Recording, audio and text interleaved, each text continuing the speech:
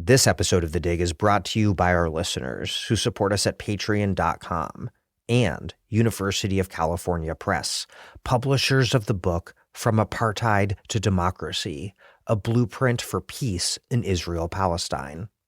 For more than 3 decades, the illusion of a two-state solution under the auspices of the Oslo Accords has allowed Israel to maintain a one-state reality of permanent occupation and apartheid. In a text described by Muin Rabbani as a vital contribution to both scholarship and advocacy, Michael Omerman and Sarah Lee Whitson present a roadmap towards a rights-respecting regime for everyone under Israeli control. Only once basic safety and legal equality are assured can Jewish Israelis and Palestinians determine their futures through an inclusive democratic process. Learn more at ucpress.edu.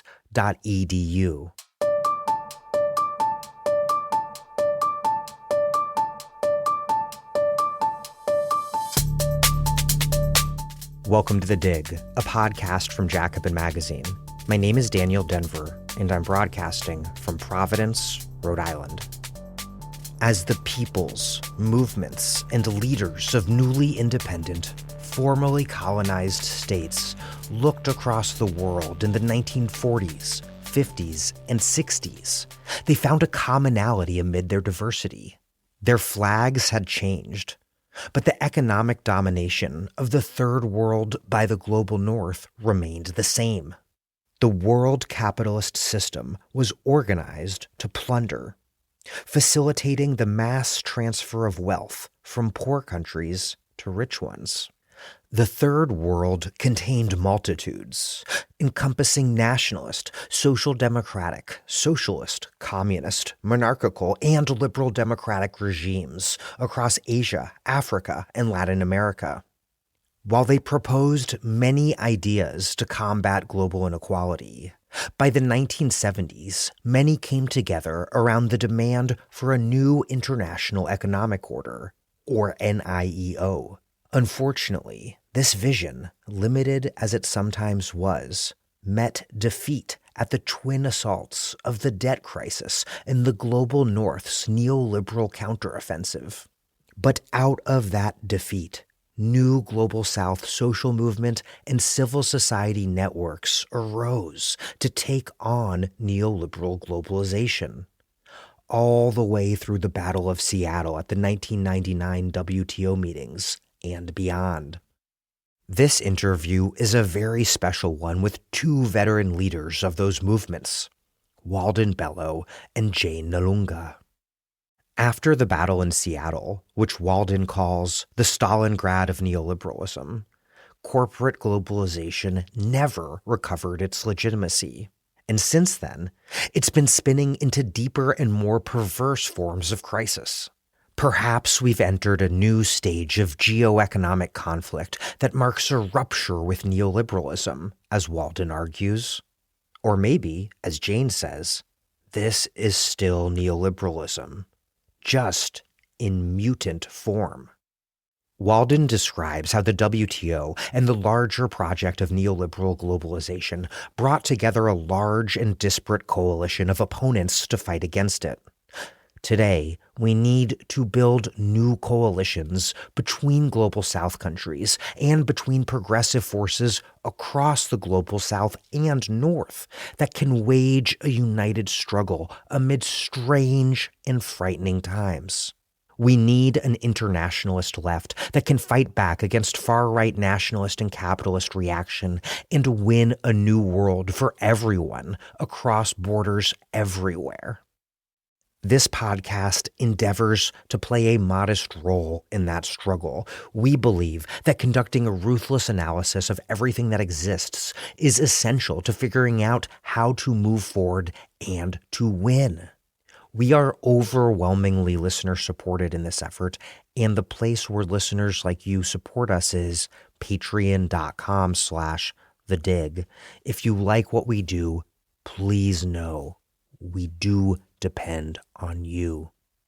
Click the link, contribute now if you can. That's patreon.com/thedig. We do send gifts to listeners depending upon how much you contribute and where you live. One more thing. The Dig is accepting listener questions for our first and perhaps last mailbag episode. You can ask anything: history, strategy, how we put the pod together, whatever. Submit an audio recording of up to 90 seconds in length through a link you will find in the show notes. If you do need to send it over email, you can to digradiopod@gmail.com, but please, we much prefer audio. This is a podcast. Okay, please submit questions. Mailbag episode soon. Oops, one last thing. I had a little write-up in the New Yorker that was cute, and I thought Andrew Morantz, the author, did a really good job capturing what I'm up to with the Dig. I'll link to it in the show notes. Okay, here's Walden Bello and Jane Nalunga. Walden Bello is a professor of sociology at the State University of New York at Binghamton, senior visiting research fellow at the Center for Southeast Asian Studies at Kyoto University, and co-chairperson of the Bangkok-based Research and Advocacy Institute Focus on the Global South. He's the author or co-author of 25 books. Jane Nalunga is the executive director of Siatini, the Southern and Eastern Africa Trade Information and Negotiations Institute in Uganda. She has more than 20 years of experience in the areas of multilateral, bilateral, regional, and national trade, fiscal and investment policies and agreements, and gender and trade.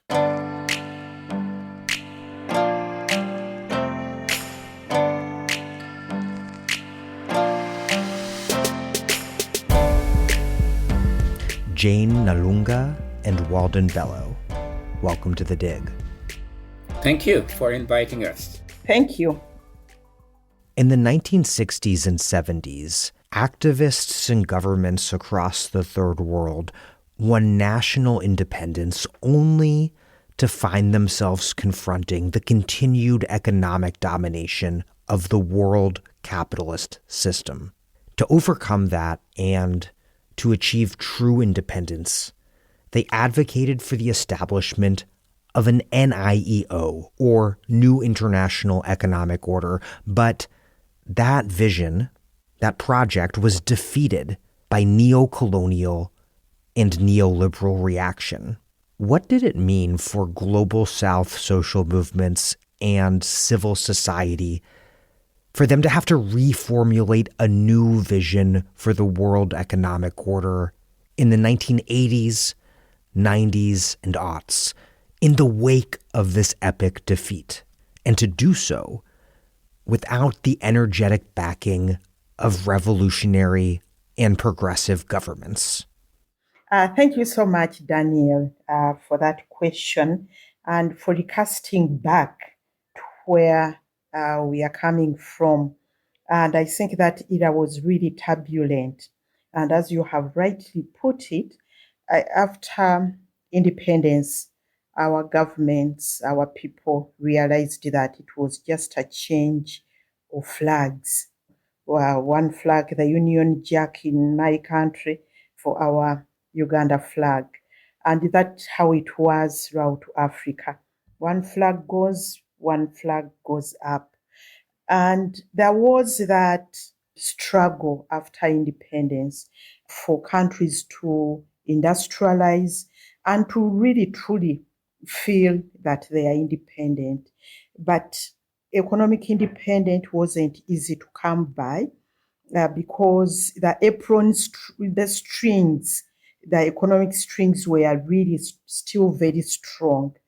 And as you have rightly put it, at the global level, countries came together to advocate for a new international economic order, an economic order that could at least ensure that developing countries have a fair trade, that the trade and financial system is fair to the new countries, which didn't work out. And it was because also the neoliberalism and the apron strings after independence were still really, really strong. So after the collapse of the new economic order, movements and there were also academicians started mobilizing, and the mobilization was from below, from the people, mobilizing the people against the injustices as we'll see around the structure adjustment programs. So it became a rallying point for mobilization. But also, despite the fact that, like you have rightly put it, we lost out on a number of visionary leaders. You know, the first wave of leaders in Africa, and I'm talking about Africa, the first wave of leaders in Nkrumah, Nyerere, Kenyatta, those ones had gone. They were dead. New ones had come into power who were not as visionary as the other leaders. So in a way, it was a setback for the struggles in Africa. But remember, we also had already in place initiatives like the Lagos Plan of Action, which we are looking at Africa uniting as one. So there was also those movements at the continental level, bringing together Africa, integrating Africa as a continent. But what was really important for me is that when you compare the earlier struggles, there was an ideological underpinning, an ideological basis. Countries, for example, Tanzania was talking about socialism, putting people at the center of the power, at the center of the struggles. But the later struggles were broad: human rights, economic development, and so on. But at least there were some initiatives which had been put in place, which were a basis for the later struggles to integrate Africa. Wow, thank you. Walden. Just following up on what Jane said, yes, I think in the defeat of the new international economic order, which was promoted by the Group of 77 and the non-aligned movement, mainly through the United Nations, was really quite a big setback. And what this meant really was that we, during the 60s and the early 70s, you did have a strong momentum from the global south in terms of changing the structure of world trade. And this was a time when you had the Argentine economist Raul Prebisch provide the paradigm of what was called the center periphery, whereby the terms of trade, according to his analysis, were constantly going against the global south, meaning that it became more and more expensive for the commodities of the south to be purchasing a given size of commodities from the north. And this was really creating more and more inequality. So the idea that was promoted through the United Nations Conference on Trade and Development was, in fact, to change the terms of trade through such things as protectionism for the global south, technological transfer, industrialization, support for industrialization, and preferential entry into northern markets. So it was sort of like a bloodless kind of change that was on offer with the NIEO. And I think that was also its weakness, because change is never bloodless.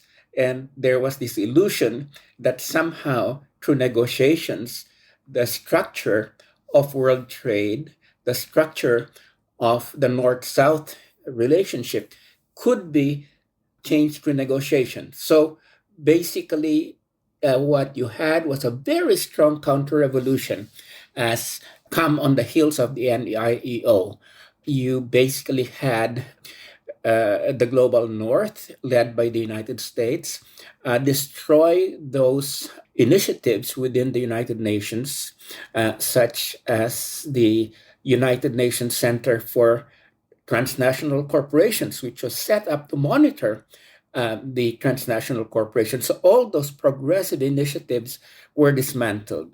And then you had, of course, the structural adjustment programs that Jane talked about, which were generalized, to about 76 countries of the global south, reflecting this neoliberal kind of theoretical and political and economic underpinnings. And then you had the World Trade Organization, which was changed, which replaced the General Agreement on Tariffs and Trade, which was more flexible. But the WTO was thoroughly neoliberal, and the whole point was to dismantle all the kind of protective mechanisms in the global south that were protecting them from the seizure or the entry of transnational commodities from transnational corporations.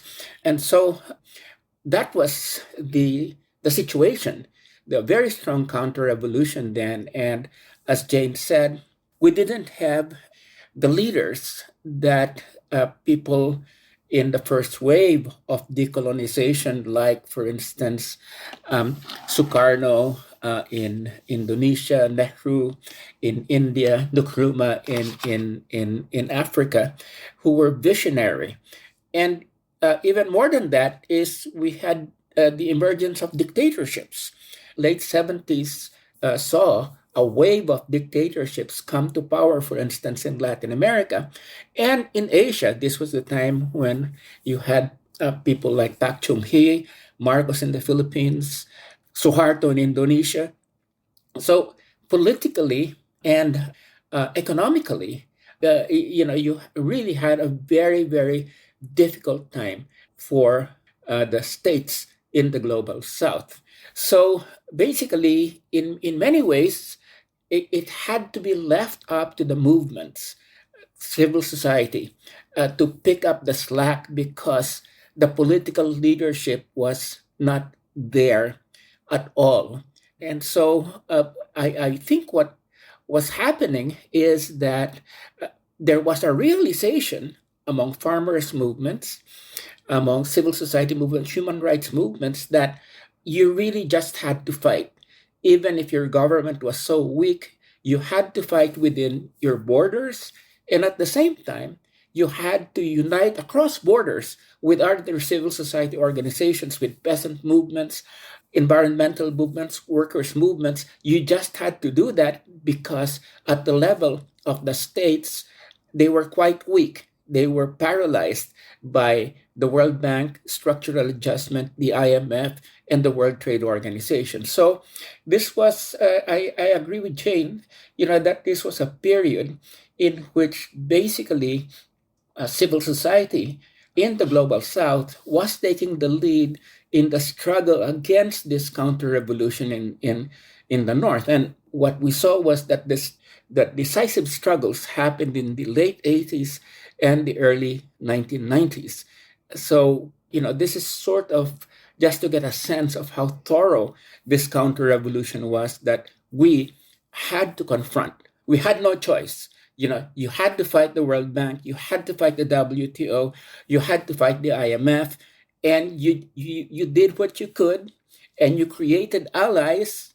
And I think that's where we saw the emergence of what is called the anti-globalization movement, that united civil society organizations both in the global south and the global north. And we come into the 1990s, with this global organizing that was confronting the institutions that were being pushed by the global north.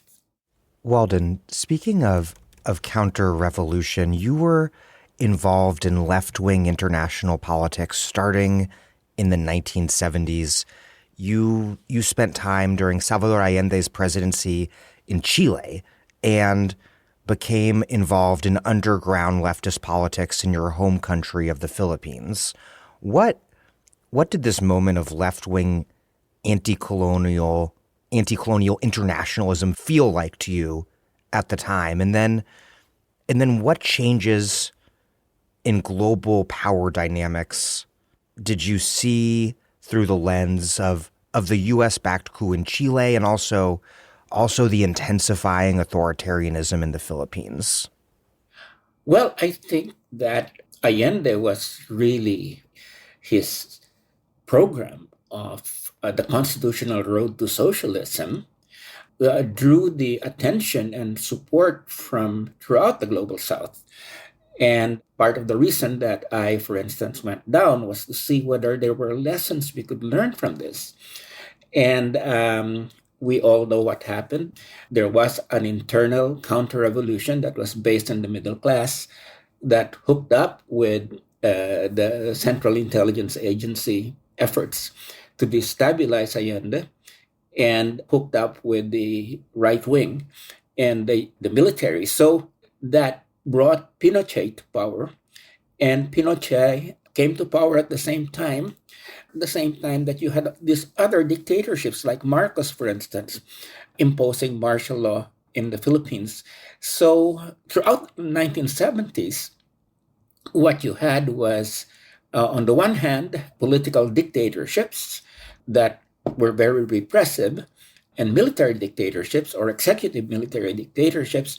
And on the other hand, you had the World Bank and IMF and the United States really coming and supporting these dictatorships with economic programs. So in my country, the Philippines, for instance, Marcos was very much supported by the World Bank, who gave him access to so much funding so long as he would support the World Bank program for changing the structure of the Philippine economy to be more receptive to U.S. investment and to be more receptive to U.S. efforts to bring down the trade restrictions. So in my country, there was very little space. And the reason that many of us joined the Communist Party was because it afforded the only possible effective resistance to the dictatorship and to the U.S. support for the dictatorship. I think this was similar to what was felt in so many other countries, that you had to go underground, but at the same time, you couldn't just be underground. You had to also make sure that you had to create whatever small space above ground through alliances with the middle class and many others to create that space so that you could fight for change and not just be completely pushed underground. And I myself spent much of that time organizing in the United States. We organized within the Filipino community.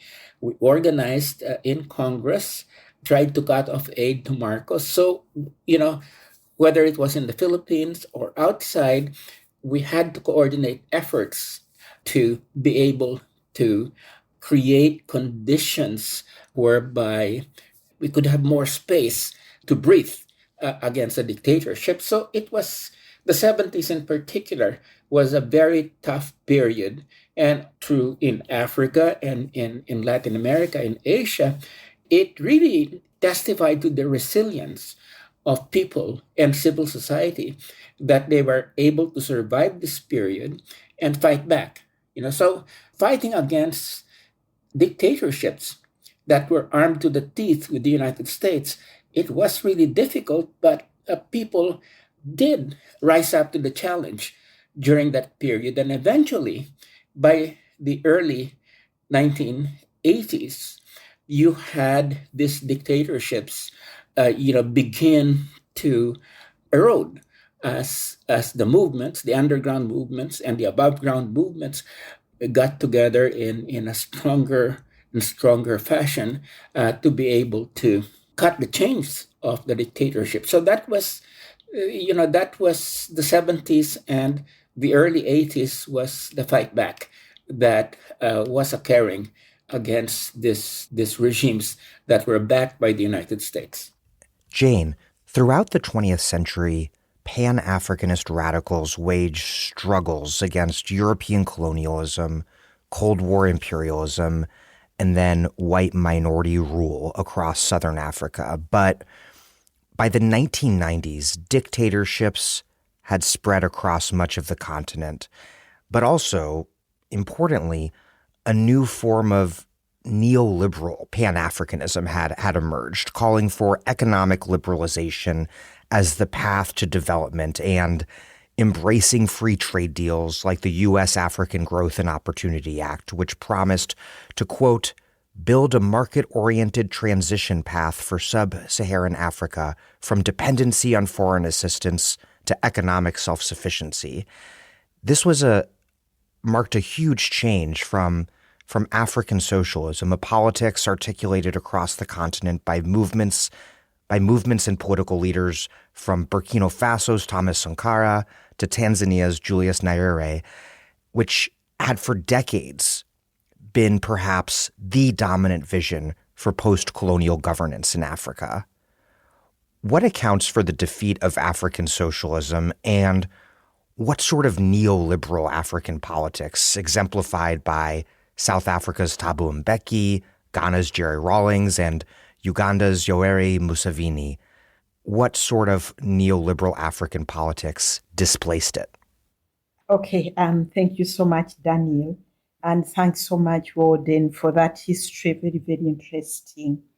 As you have rightly pointed out, African socialism by 1990s was nowhere to be seen or heard, although there are, presidents like Sankara who would come up, but within no time, those voices were also frozen out.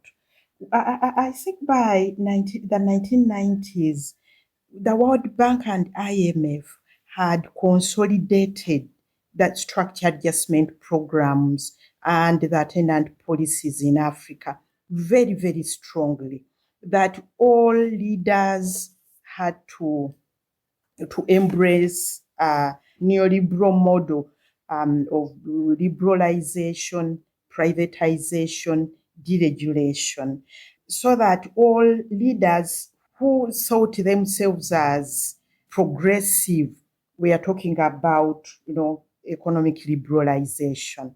And the IFIs, World Bank and IMF, we have to remember, had become the gatekeepers of the aid, gatekeepers of loans. And if any country wasn't implementing those programs, they would not access aid, they would not access concessional loans. So the neoliberal ideology had really intensified. It was grounded in all our policies. Our young people, the economists who were coming out of universities, who were in our ministries of finance, who were in the central bank, were espousing that ideology. I remember I used to work in the central bank, and I think even today, the offices of the IMF are within the same building as in the central bank. So that kind of power and stronghold over our policies was evidence in our policies and in our leaders. And there was also talk all over, like Thatcher, when she was saying Tina went around that there is no alternative to neoliberalism. Although there was a pushback, people saying there are thousands of alternatives. But for our leaders who were also in that position, what Walden has also pointed out, when most of our leaders were either coming into power not through democratic means, but through power struggles, through overthrow with other leaders. So they didn't want to make so many enemies. They were not ready to confront these issues of the economic policies and ideology. Some of them just wanted to survive. So, but we also see leaders like Mbeki, espousing, sort of sugarcoating these policies, talking about free market, Pan-Africanism, but they were just sugarcoating it.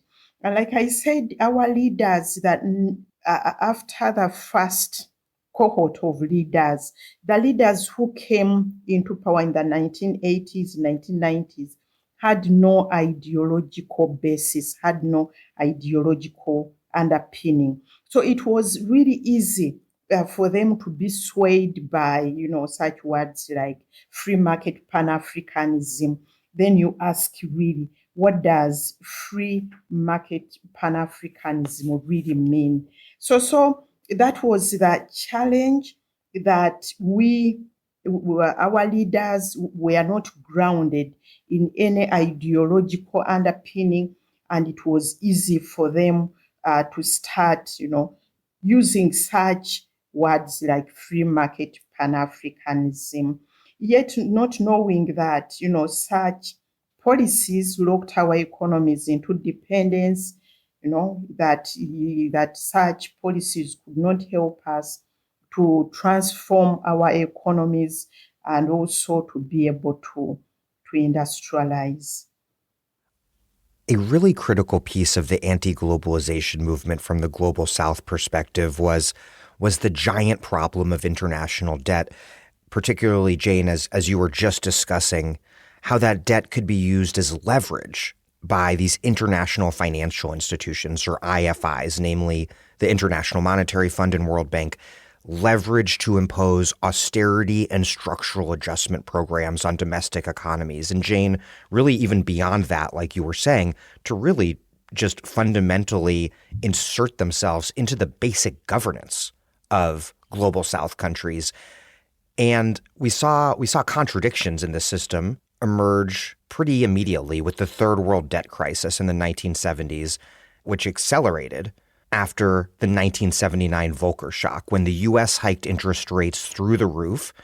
And that was the opening act for neoliberalism in the U.S., where it facilitated a really radical disciplining of labor. But for the Global South, it dramatically jacked up the cost of debt repayment.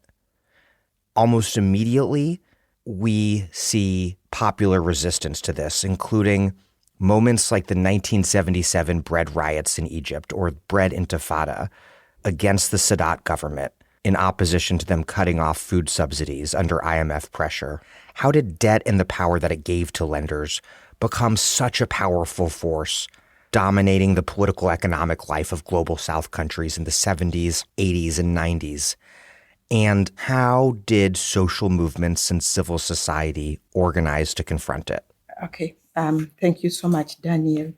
When you look at the issue of debt, it gave a lot of powers to the IMF and World Bank.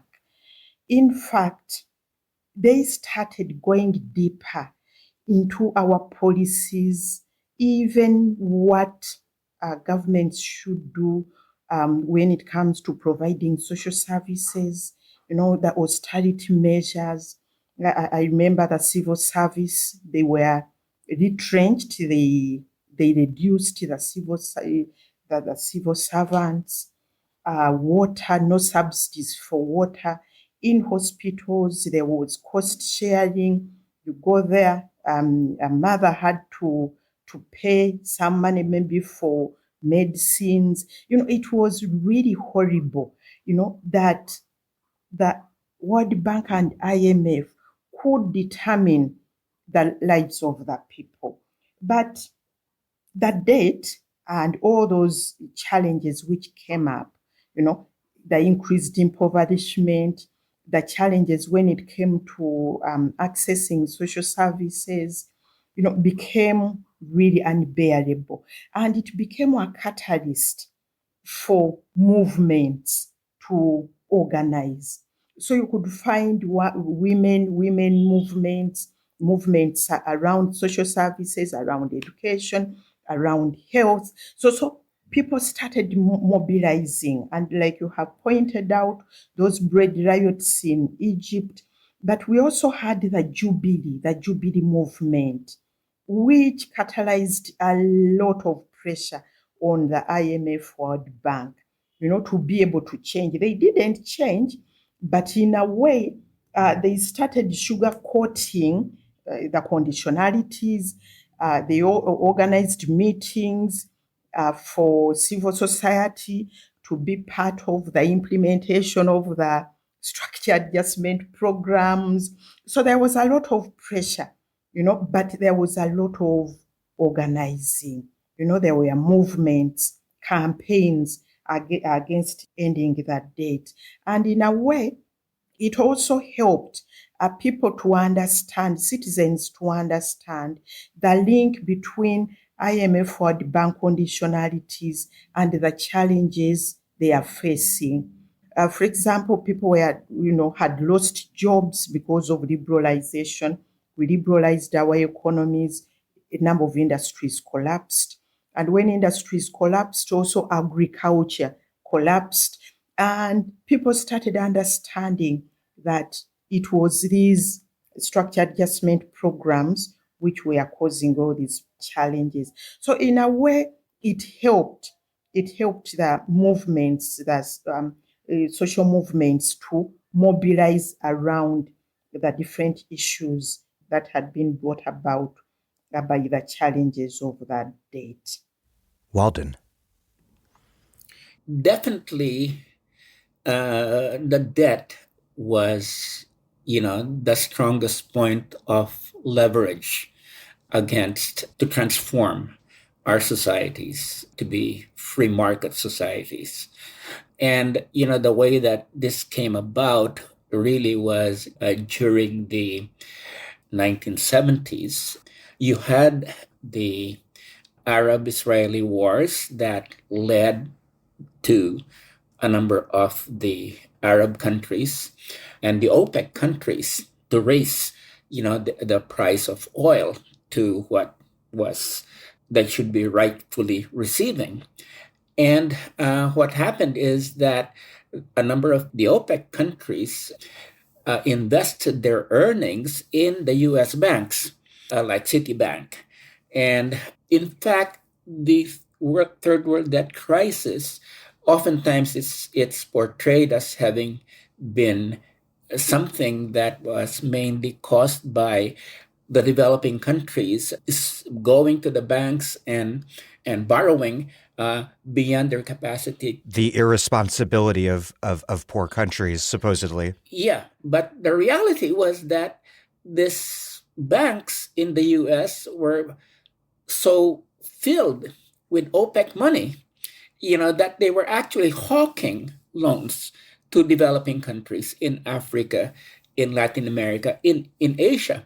So it was, it was the responsibility of the banks, I think, primarily, because they couldn't just sit on this money.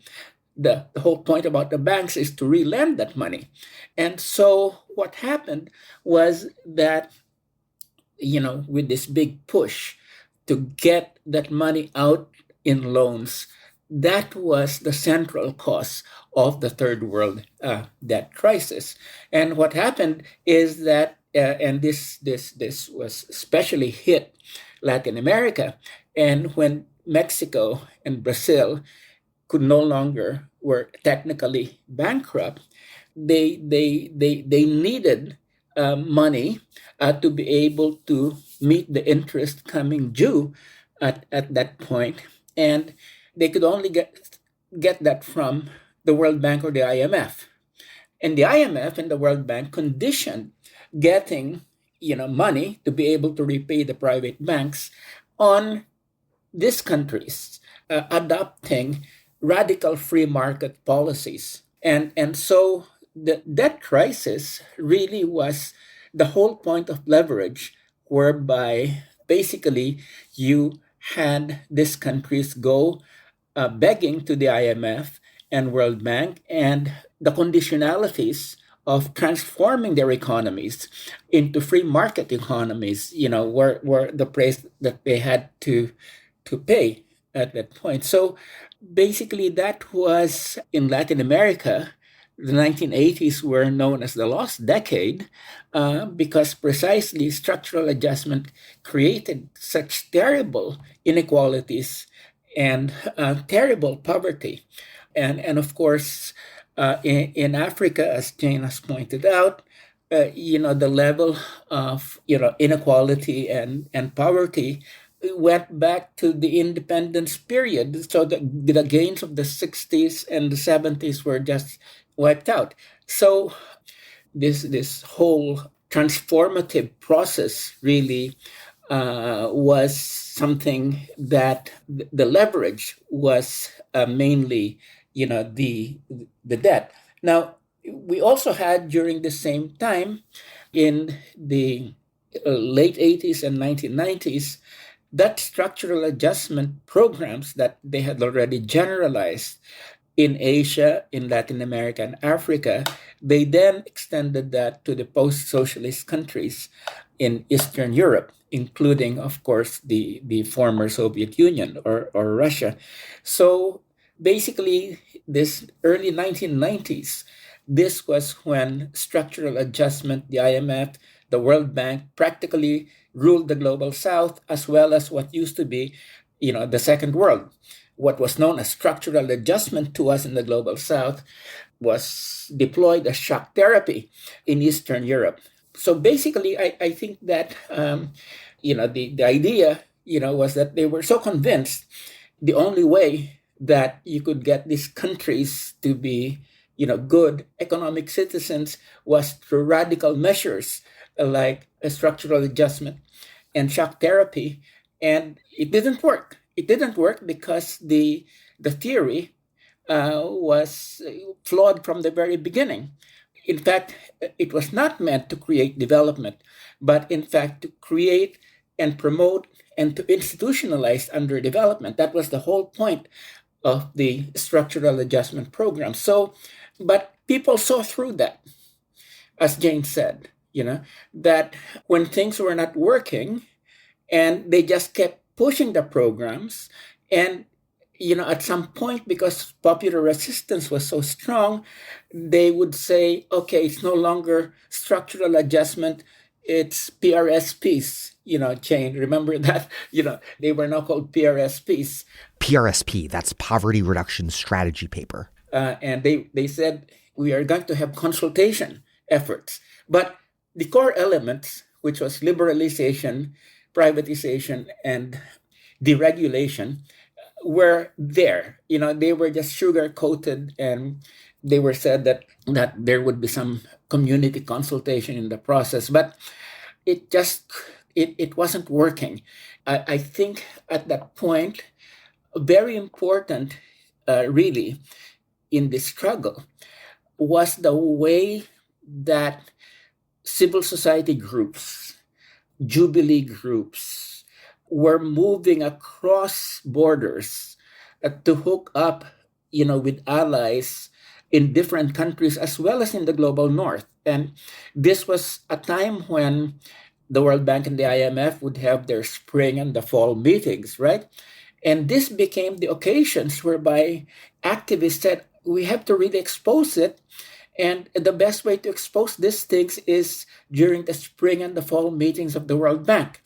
And so the meetings themselves of the World Bank and the IMF became points whereby people from the global south and progressives in the global north were able to come together and to create and expose what was actually happening, which was just the tremendous inequalities and poverty that was being raised even as countries were being subjected to more and more corporate penetration. So I think that this cross-border kind of alliances was something, that even in the depths of structural adjustment in the late 80s and early 1990s, was actually happening, and they eventually became, the source of even greater resistance.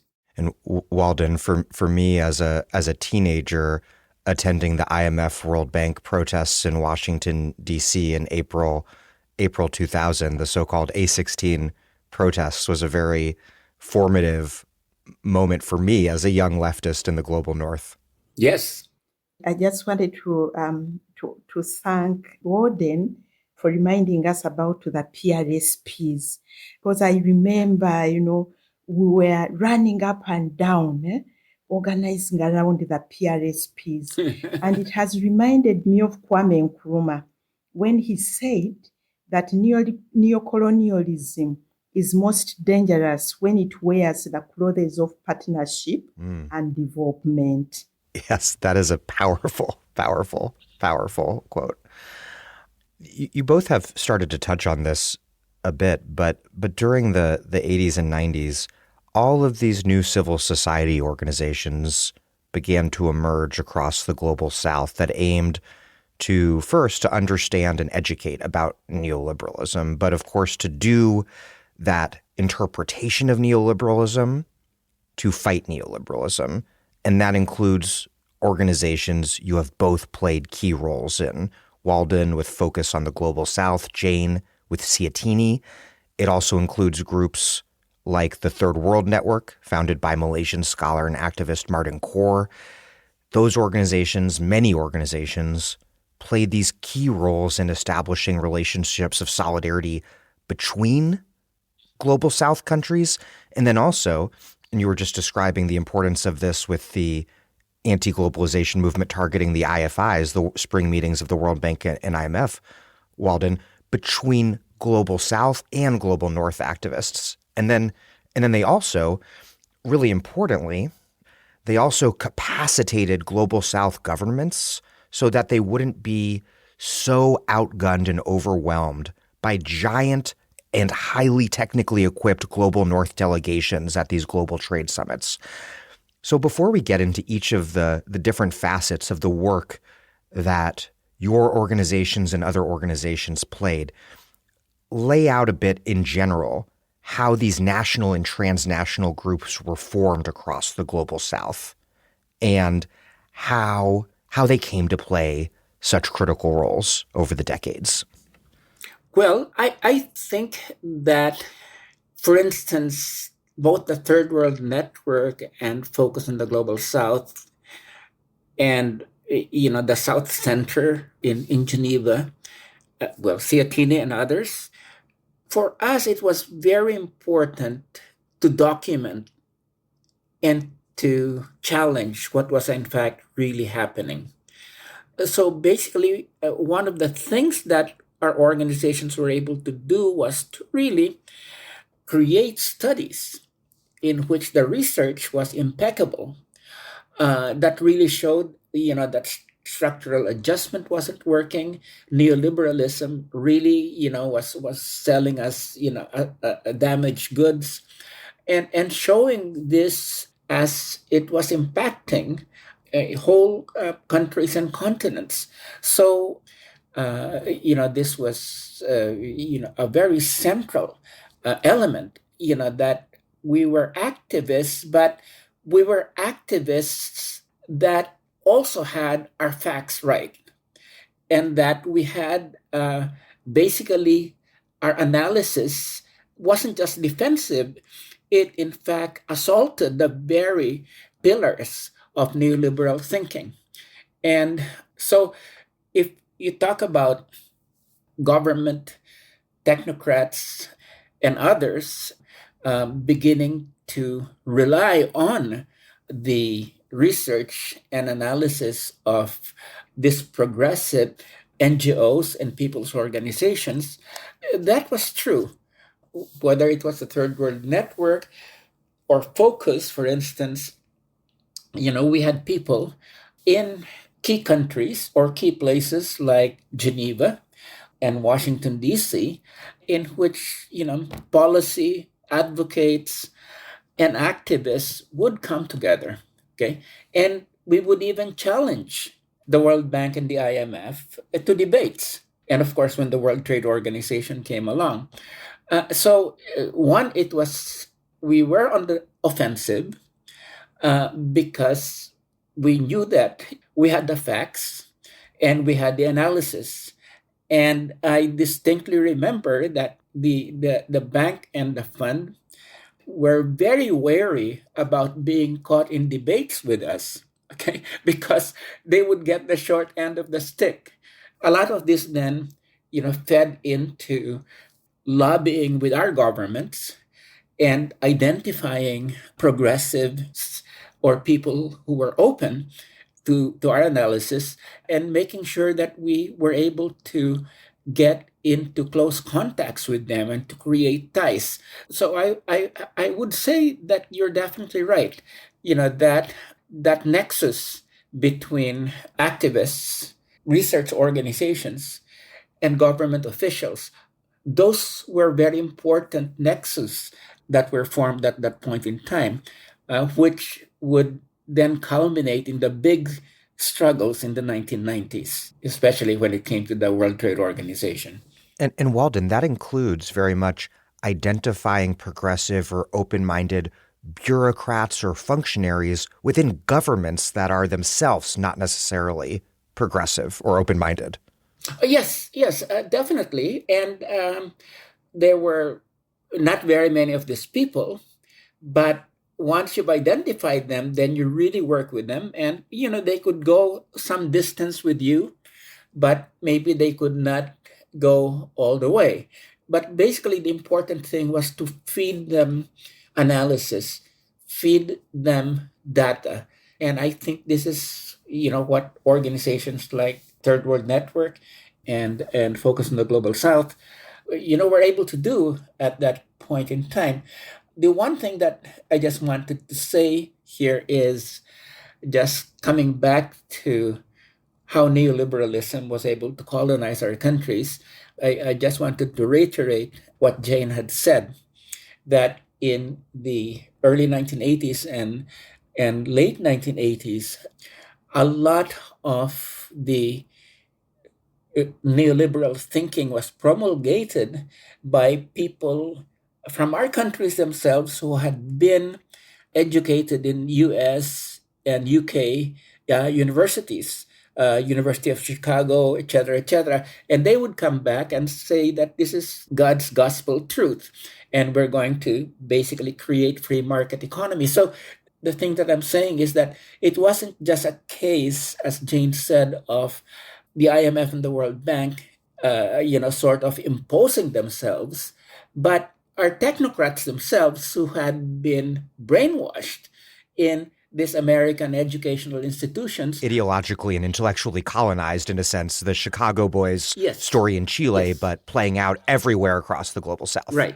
Yeah, definitely. And the only thing that I would like to say is that, fortunately, not everyone was colonized. There were people who held out, okay? And those were the people that became the allies of civil society in terms of struggling against the tide of neoliberalism. Maybe, Daniel, I just wanted to add on something Walden has raised when it comes to the formation of these organizations, TWN, Focus on the Global South, Siatini.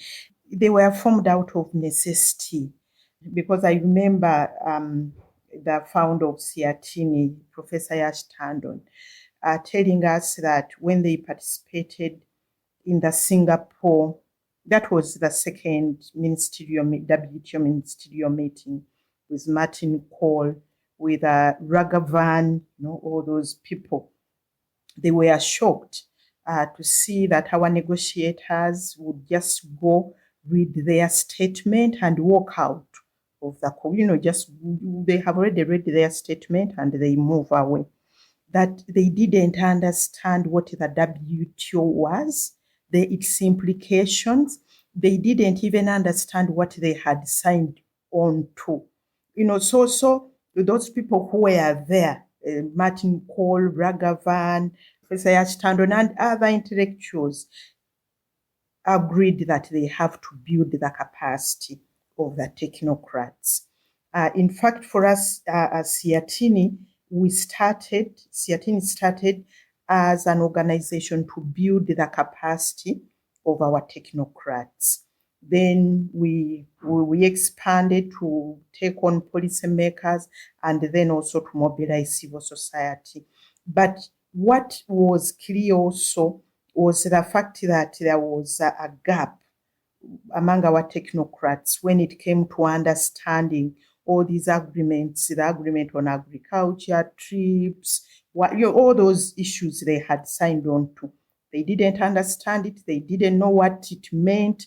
And they didn't understand that when you sign on in the WTO, because it's negative consensus, whether you are there or not, when you are not there, you have said yes. Then you change your laws back home accordingly. So all these organizations, that's how they started, to fill that gap. That's why I'm saying they were formed out of necessity. But it was also a new form of civil society, like Walden has said, with grounded analysis and technical capacity, able to engage, able to build capacity.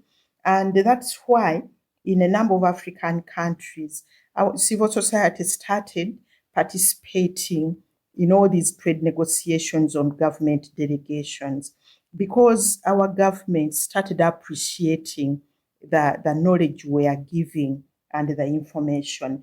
And also maybe the global nature of our work. We focus on the global south there, then Third World Network, Siatini, exchanging information, exchanging research. It also helped us a lot. I remember Walden, you wrote a book about deform or reform the WTO. We used it to train our trade negotiators.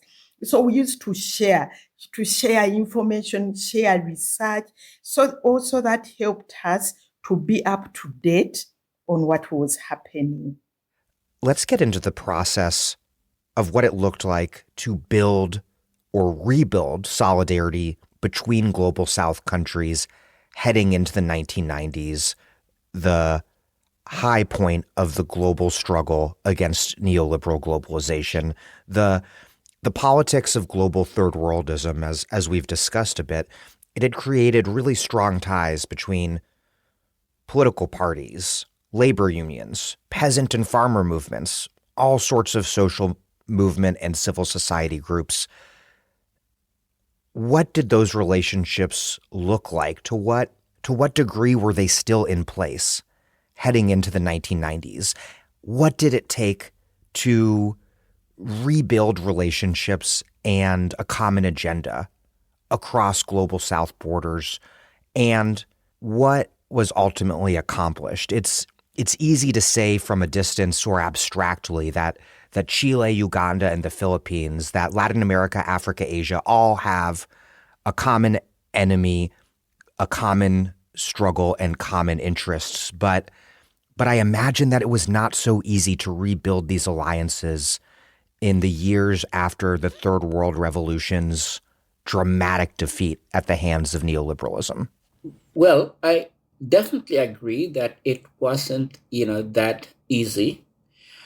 But I just wanted to say, though, that from my experience in, the 70s and in the 80s, many of us who were caught outside, our countries, for instance, when the dictatorships took over, like I was one of them, I was in Chile when Marcos declared martial law in the Philippines. And so I couldn't return to the Philippines. And a lot of us were in exile. Being in exile at that point, you met up with other exiles. And so there was this feeling or this camaraderie and this sharing that you built and broadened your mind beyond just your particular country's struggle, and you made contacts. So that was one thing. The other thing is that a number of people that had gone through the educational system in the different countries, but were quite dissatisfied with the kind of neoliberal transformation that was taking place within education itself. That was the source of a lot of people that ultimately became key intellectual and political advocates, And then thirdly, there were the movements themselves, like Via Campesina, for instance, this global peasant movement. It really was quite successful in uniting, different peasant organizations in different countries with a very flexible mode of organizing. And this was also a time that the labor movements in the North and in the South were trying to find ways of coming together and fighting the kind of transnational transfer of industries to the global South, to China and others, because of the cheap labor that the corporations wanted. And then you had the environmental concerns. Environmentalism was at this time rising, concern with the environment in both the global North and the global South. And I think the way that neoliberalism was just contributing to environmental destruction provided a point of coordination, between environmental groups in the North and in the South. So these were some of the elements, that were coming together to help form the opposition across borders during this period. But the one thing that I would just like to say is that when I talked about the World Bank IMF spring and autumn meetings as points of ways that they brought together not only the governments but also the activists to oppose them, that also happened with the World Trade Organization. Jane had mentioned the Singapore meeting, the first ministerial of the World Trade Organization. I was there. And in fact, I was wondering why I was invited. And it seems like the people in the WTO felt that, hey, we might as well invite these people to show that resistance is futile. Okay. So it invited. This is 1996? 1996. It invited Yash Tandon. It invited Martin Kaur. It invited a number of other people. And, they were so confident of themselves. But it was meetings like this, 1996, Geneva in 1998, Seattle in 1999. These kinds of meetings provided a point of global civil society organizations coming together. And this was in fact a big weakness of the World Trade Organization that eventually led to its big collapse. Many of the processes by which they would bring governments into certain places like Cancun or Seattle, they were also providing the arena for people from the global South and the North would come together and create the opposition. So, and I was reminded, Jay, that when there's this consensus rule in the World Trade Organization that everything has to be adopted, or a ministerial decisions has to be adopted by consensus. Okay, and if there is opposition, there's no consensus, because they were so confident that they could coerce the US and the EU were so confident that they could coerce developing countries into a consensus, that the consensus rule itself became the Achilles heel, because once developing countries refused to give consensus, a ministerial would not move forward, and in fact would collapse, like it did in Seattle and it did in Cancun in 2003. And if we're talking about masses of people, you're talking about large numbers of people being attracted to an IMF World Bank meeting, say in Prague, for instance, in 2000. You had thousands of people came the police couldn't handle people coming in, that the whole World Bank IMF meeting had to be concluded a day earlier. And the same thing that happened in Seattle in 1999, and then later on in Cancun. You're really talking about large masses of activists coming together. The dynamics of the organization itself, of the World Trade Organization and the IMF and the World Bank, help create the situation whereby they help build up the opposition. Mm-hmm. I agree entirely to what Walden is saying. I was here nodding my head and remembering the battles of Cancun, Hong Kong, and I agree entirely that the WTO provided that space for us to be able to come together, to be able to mobilize around those issues. But then also, just to add on to what Walden has so clearly, the mind is still it still remembers what happened. It's the way, for example, movements were organized around key issues. For example, Warden has talked about Via Campesina, around issues about farmers' rights, around seed rights. I remember we mobilized a lot around Article 27 3B, around the patenting of life forms, and a number of farmers came, mobilized around that, their right to seeds, right to land, and all that. So it was, as Warden has said, those loose movement via Campesina in Latin America, in Africa, but mobilizing around very concrete issues. I think that helped a lot. And then also there was the formation of movements, for example, around debt. There was Afrodad, Latinidad in Latin America, Eurodad in Europe, and that also helped to bring together, the global north and global south around those issues. There was also the issue of international organizations. There were some progressive international organizations. For example, in our region here in East Africa, we had Oxfam and Action Aid.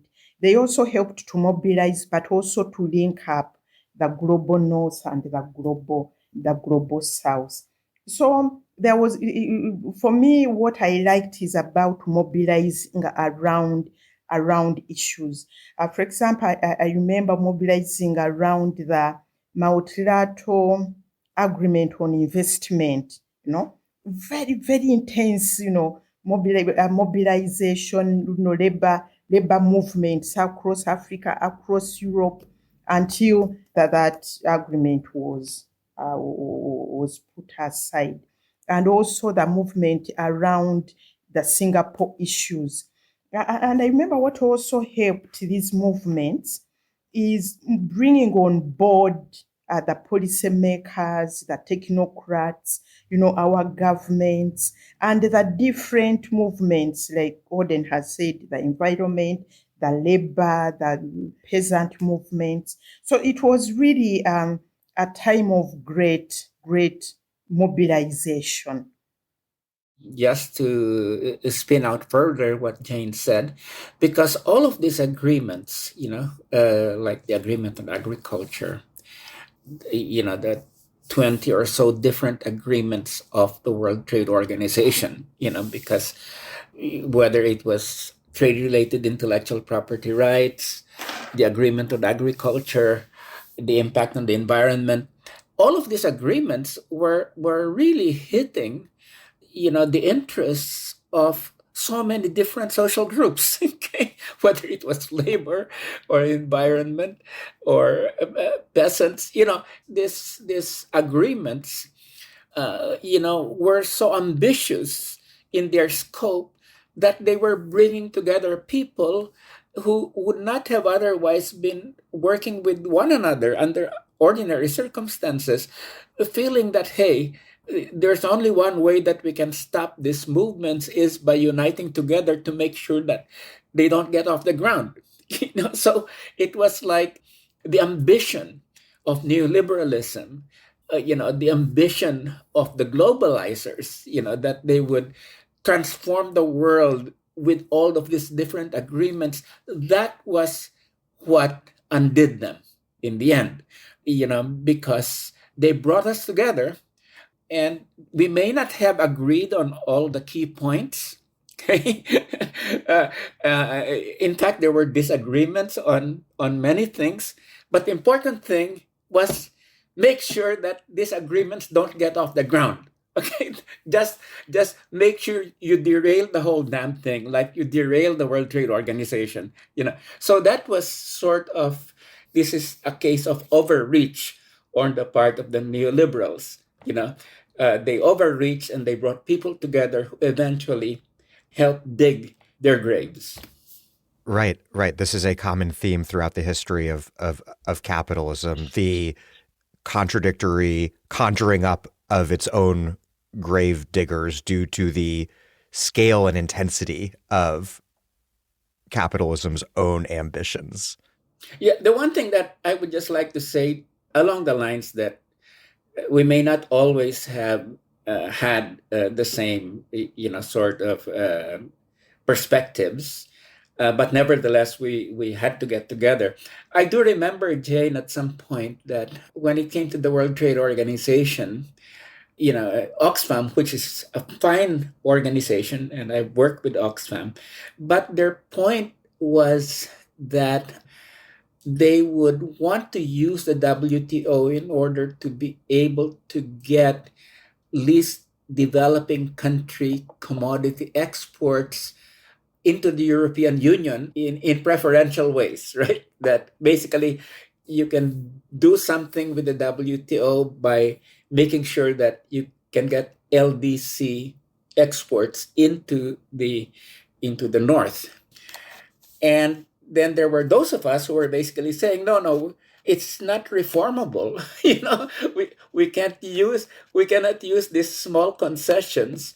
The whole point is to derail the whole process, and make sure it doesn't lift off the ground. So I'm just mentioning that because you did have differences of that sort at the same time that were happening. Yeah, that's true. And I also remember on the issue of aid, the Busan meeting, I remember Siatini was saying we need to exit date. And that was Yash. Professor Yash Tandon was saying exit date. And Reality of Aid and other groups were saying we need to make to aid effectiveness. So like Walden, you are saying, there are those moments, those issues where we are not at par, but broadly, we knew what we wanted to derail the entire neoliberal architecture. I'm Master Taylor, and you're listening to The Dig with Daniel Denvir, a podcast for people who want to deeply understand the world and organize to change it. That's why you should support the show at patreon.com/thedig. This episode of The Dig is brought to you by our listeners who support us at patreon.com and by The Nation magazine's Books and the Arts section, which features some of the most incisive and exciting essays on books, politics, history, and ideas today.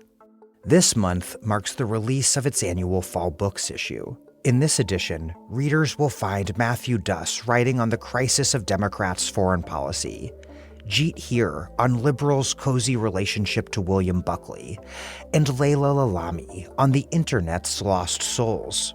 In his piece on James Baldwin, Elias Rodriguez writes that, quote, "It was his belief in love's overriding power that made it possible for him to write, to think, and to participate in movements for social change."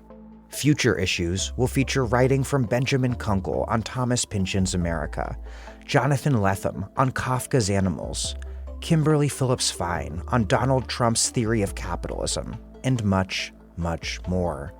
Find the books and the arts section at thenation.com. Jane, what about the ties that were built between the global South and global North movements and organizations? How were these relationships built between unions, social movements, NGOs in rich countries and poor countries? Of course, between countries that had been the colonizing countries and the colonized countries, because workers and ordinary people in the North and South certainly in many ways faced a common enemy, but a worker in the US and a worker in Uganda, they were also situated very differently in social, economic, geopolitical, geoeconomic terms. How did those alliances get built across such vast difference? It's true, Daniel, what you are saying, that sometimes even the economic boundaries are wide, between a work in the US, a work in Uganda and Tanzania. But I think what helped in building these movements and alliances, again, I go back to the issue of the issues and the ideology of injustice. Is it just? The saying, if it's injustice anywhere, is injustice to us all, So you could see organizations mobilizing around issues of injustice. And I remember the issue of the corporations coming on that table, because when you look at all these issues, we are talking about the issues of investment, agriculture, we are talking about corporate control. And increasingly, I have seen corporate control not discriminating whether you are a labor trade union in the US or EU or Uganda. What they want are just the profits. So we have seen organizations coming up against corporate control. And recently there are treaties like the Energy Charter Treaty, which are also affecting the global North governments. So the global North and global South alliances, for me, I think were mobilized around those issues. And there were also concrete alliances which were put in place. For example, today we have Our World is Not for Sale, which is a movement bringing together organizations who are working in the WTO, in the global North and the global South. And we look at specific issues and how they are affecting the people, how they are affecting the environment. Because even if you are in the US, the environment will be affected negatively by an agreement. So that's how we have been working around it. And as Walden has pointed out, there are issues where we don't meet, but the broader issues, we do really agree that we are against corporate power, we are against neoliberalism, and we are for economic justice and people's rights and environmental rights. Walden. Yeah, definitely. I fully agree with that.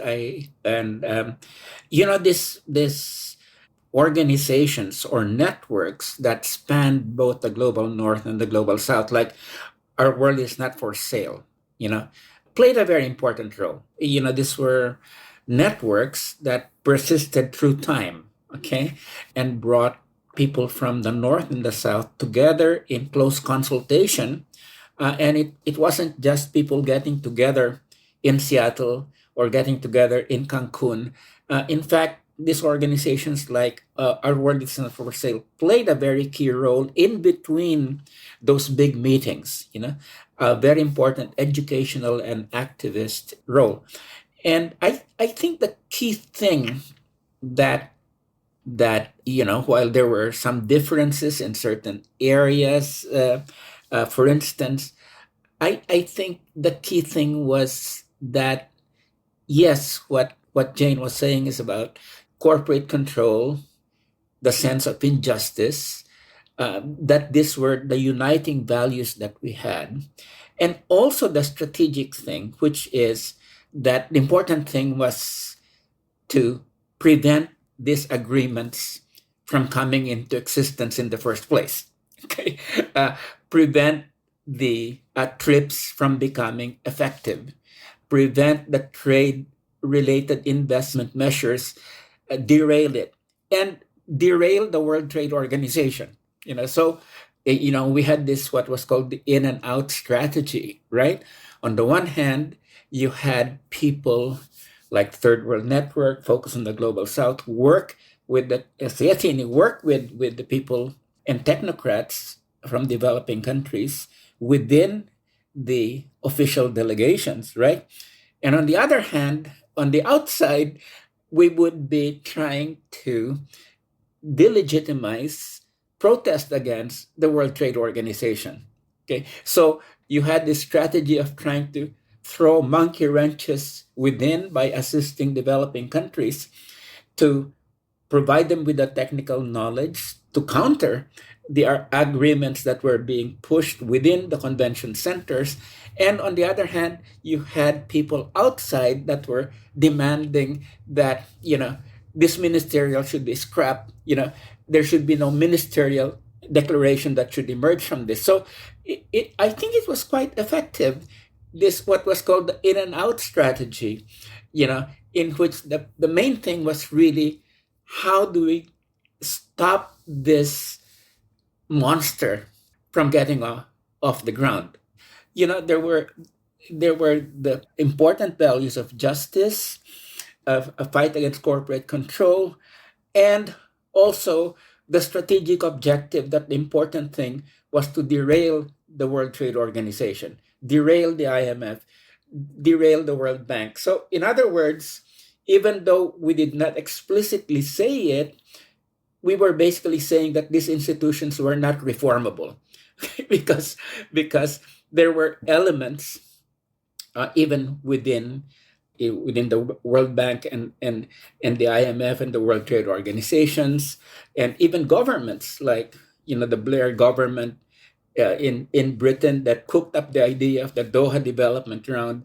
Their idea was that, hey, neoliberalism can be made compassionate, that we can reform neoliberalism, we can reform the World Trade Organization. So basically, I think that we were not just fighting the hardliners that would basically say, who just wanted to hammer neoliberalism and trade liberalization down, but also the liberals that were basically trying to soft pedal and saying that neoliberalism could be reformed.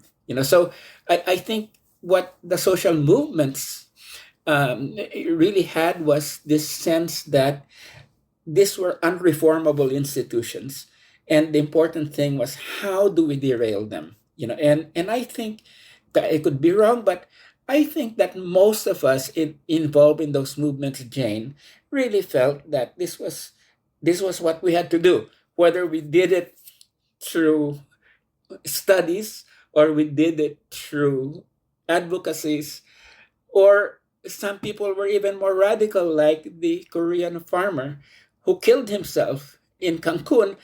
All of this came together in terms of putting a stop to neoliberalism, to the WTO. So it was a fairly radical objective.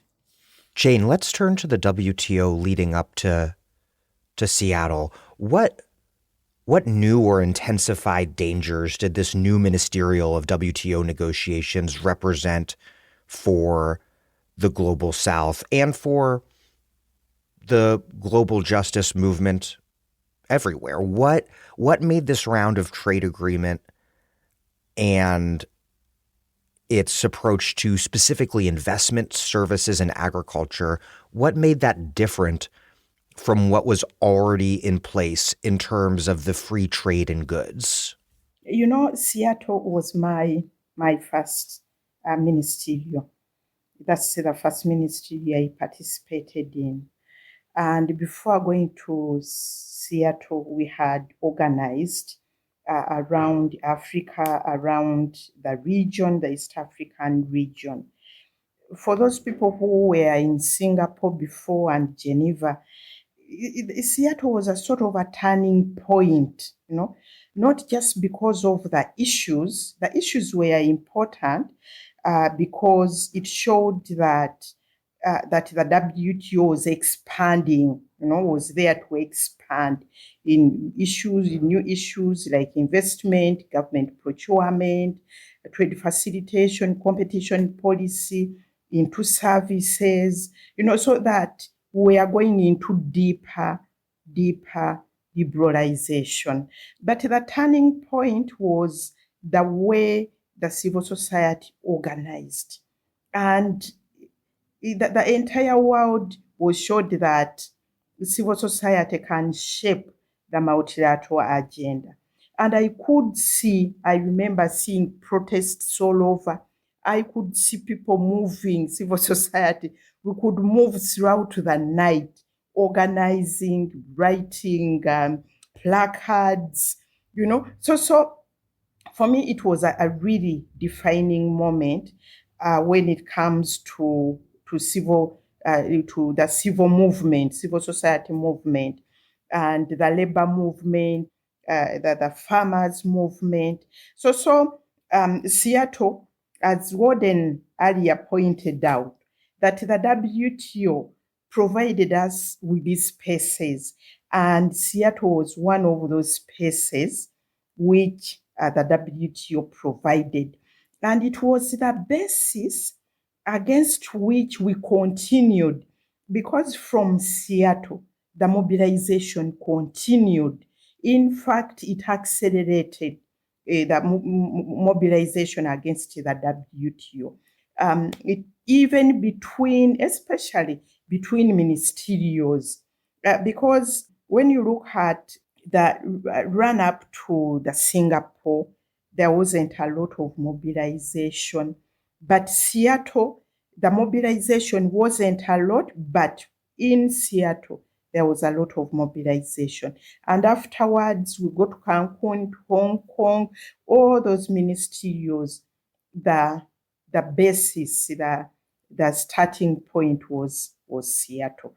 So in the history of civil society movements and resistance, Seattle stands out really as one of those key turning points.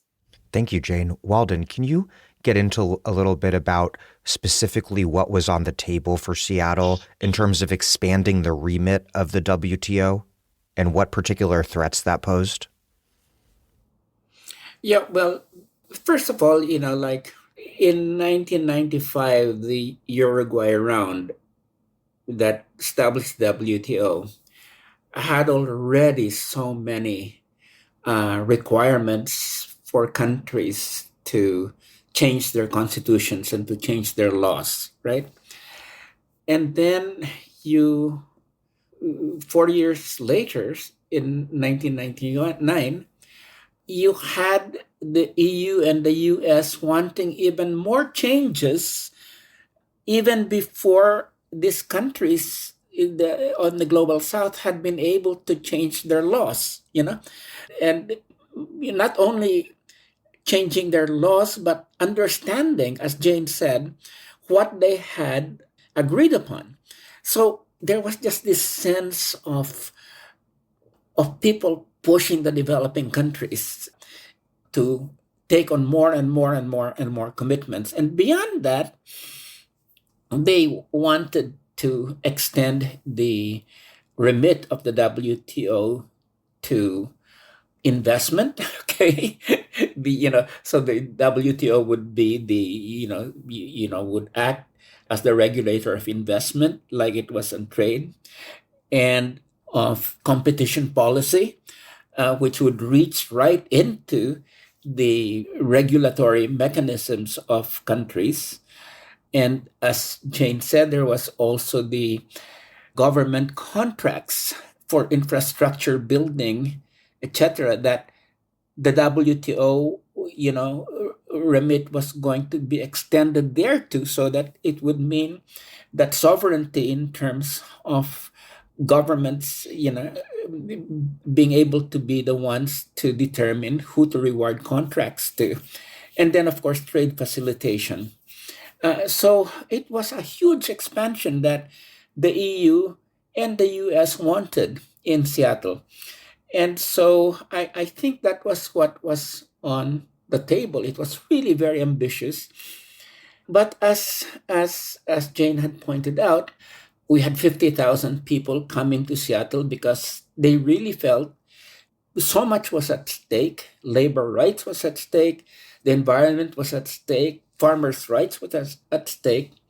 And then you had developing country delegations come really very worried, that they would be forced to make even more concessions. And so it was this synergy between the protests. And the protests were very militant protests, people blocking entrances to the Seattle Convention Center, fighting the police. Walden, when you arrived in Seattle, my understanding is that one of your first experiences there was getting assaulted by a police officer. What was it like when you first walked the streets of the city? Were you surprised by what you saw? Well, I was pleasantly surprised, as Jane said, because you really had people who were getting ready to stop the ministerial, blocking entrances, preventing delegates from moving around. And it was in the worst Seattle weather. It was, raining, if Jane, you can remember. And people were quite militant. When the police started to try to break up things, people would not move even when they were being pepper sprayed.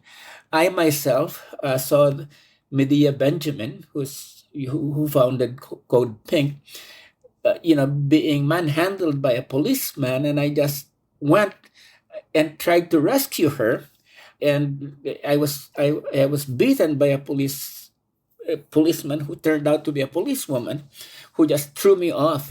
But basically, I think these were the skirmishes that went on during the day.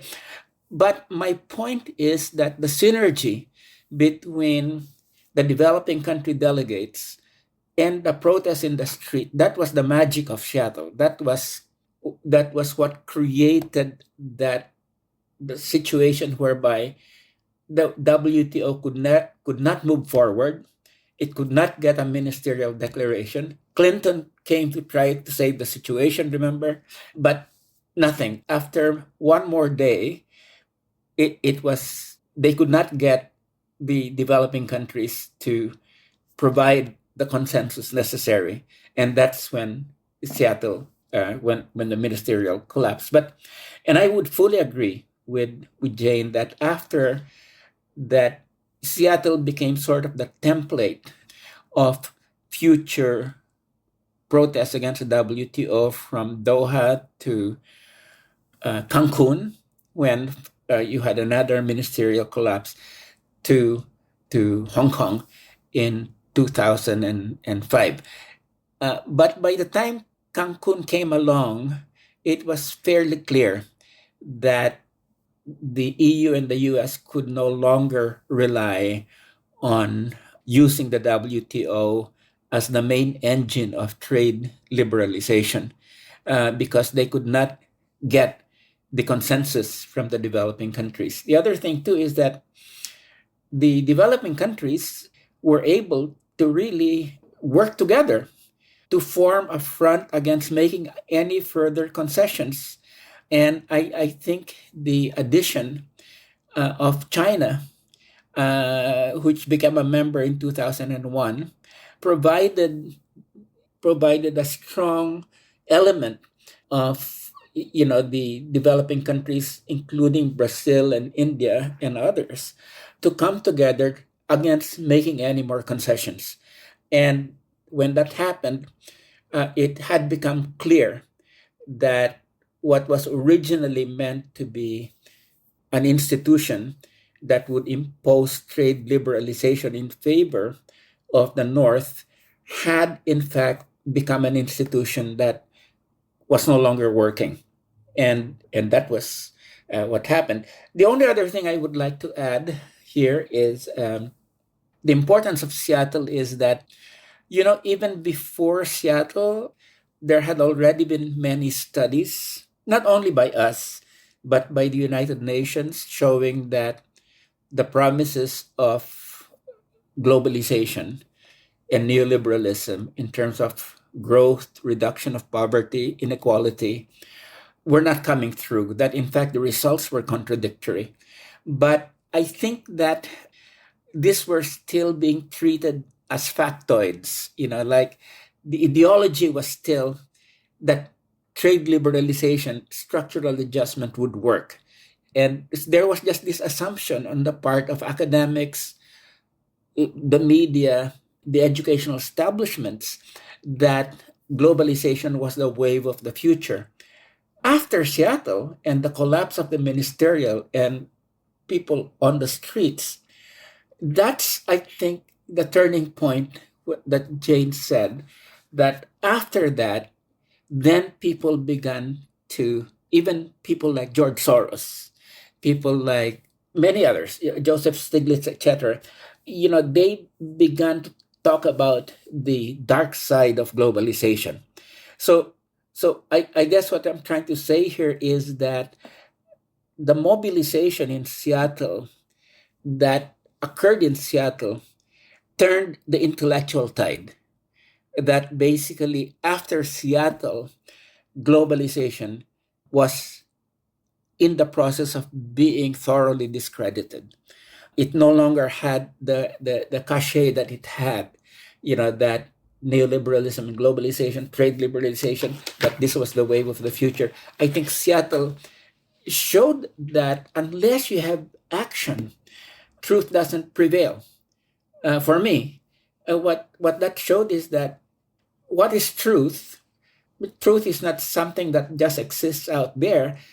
Truth is something you make through action. And that's what all those people in Seattle did, both the people on the streets and the people in the convention center. They made the truth true, in other words. So that was the big contribution of Seattle. That's, I would say. Jane, you were also at Seattle. What did you see in the streets? Did it surprise you? And then what did you see inside the summit? What position did Global South governments take at the negotiations? What were the lines of conflict that emerged between Global South and Global North governments over the expansion of the WTO's free trade regime? And then lastly, to return to the point that Walden was making, how did the mass protests outside shape those conflicts and the balance of power inside? Okay, what did I see outside? Like I have pointed out, Seattle was my first ministerial. And I went to Seattle as part of the government delegation.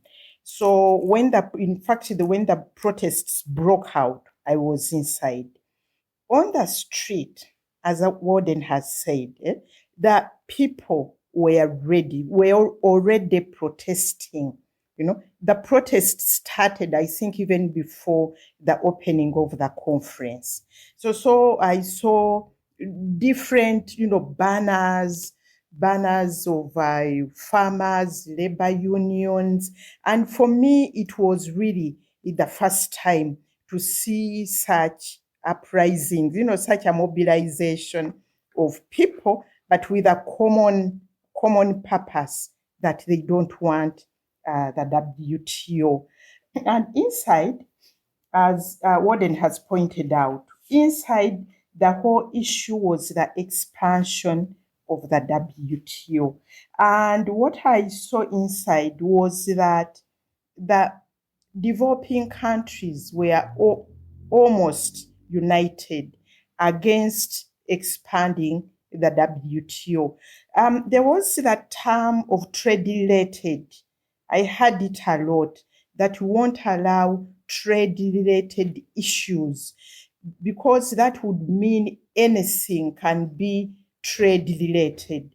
So, and at that time, the trade-related issues were those issues of investment, government procurement, trade facilitation, competition policy. So that time, those were the trade-related issues. And the consensus was they don't want trade-related issues. But what was also coming out, the issue of what Walden had said about the inside-outside strategy. We who were part of the government delegation, I remember we could get write-ups, explanations, analysis on all these issues. And what was also happening, maybe before we went to Seattle, although civil society were educating and raising awareness and providing analysis to our technocrats and negotiators and policymakers, the developed countries were also doing the same. I remember when it came to government procurement, they were telling them that if you want to wipe out corruption in government, awarding government contracts, you need to sign this agreement, that it's really good, that it helps us to streamline all those contracts, all those government procurements.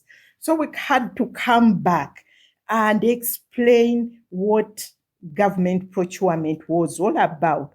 That is about those corporations getting their hands on all these contracts. So even before we went to Seattle, it was a struggle, even when it came to analysis, when it came to building capacity. And it continued even at Seattle.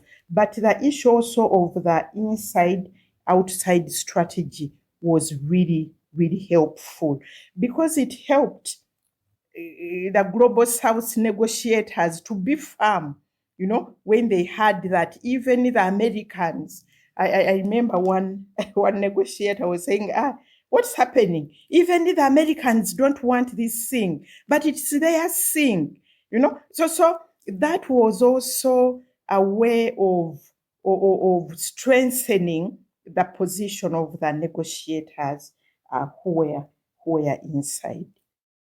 That was the electricity of Seattle, was the way that the protests and the protests inside came together, and it was never the same after that. So, I mean, looking back at it now, of course, what we've seen, what we saw after Seattle was, my sense is that the turning of the tide against neoliberalism.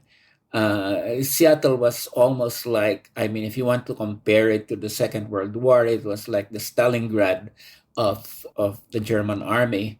That was the Stalingrad of neoliberalism. So after Seattle, of course, there were other things that that happened. There were the militant protests in Genoa in 2001, which rivaled the militants of Seattle, and then of course 2008, 2009 came along, and that was the big global financial crisis, which drove the nail into the coffin of neoliberalism and globalization. Walden, you write about this history of opposition to neoliberal globalization since Seattle. Quote, "That rage first came from the left, which inflicted a reversal from which corporate-driven globalization never recovered during the historic Battle of Seattle. But it was Donald Trump and other forces of the far right that successfully rode that anger to political triumph in the United States and Europe in the coming decades." What do you make of that from a Global South perspective? It's obviously something we've been thinking a lot about here in the United States, that here in the Global North, unfortunately and somewhat perversely, backlash against globalization has, at least for now, been taken up most powerfully by the far right. Why do you think that happened? And what do you think the significance of that so powerfully shaping our current conjuncture is? Because it seems to me, yeah, I'll leave it at that.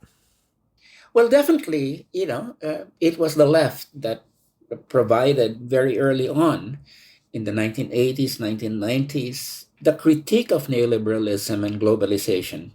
And Seattle was, in fact, one of the turning points in the struggle against neoliberalism. But the problem, I think, here is that when it comes to the global north, the political parties of the left, meaning the social democratic parties, compromise with neoliberalism. People like Blair and Clinton and the SPD in Germany basically, said that we're going to have a globalization with a human face, a compassionate kind of globalization, whatever you call it. And so these parties used to be the big parties of the left, right? And because, in fact, the neoliberalism and globalization just was, the inhumanity and the inequality and the poverty it was creating just could not be denied. And these parties, including the Democratic Party in the United States, basically, won over by big capital.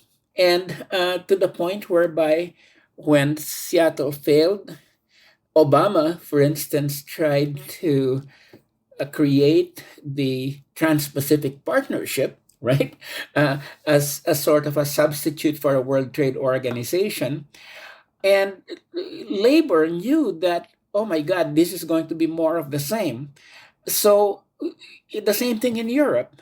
So you had a situation whereby, in fact, they were no longer, the parties of the left were no longer responding to the actual needs of the people, especially of workers, that then provided the opening for the far right to come in to say that, hey, globalization is bad. Globalization is bad for us, bad for you. And the message that they would have is, yes, globalization is bad, but it's bad for us of the same ethnic and racial color. We have this, basically they would appeal to nationalist and ethnic and racial appeals and to say that we have to protect this community from globalization. And that sort of reactionary appeal, which was very anti-immigrant, for instance, and very racist, that was what the right rode to. But the important thing, I think, is that the social democratic parties, including the Democratic Party in the United States, disarmed themselves and thereby lost the working class there. So that's why, yes, the critique came from the left, but the right ate our lunch.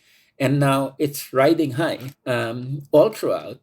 They promote their programs as anti-globalization or deglobalization, but it's really not, the kind of future that we were fighting for on the left.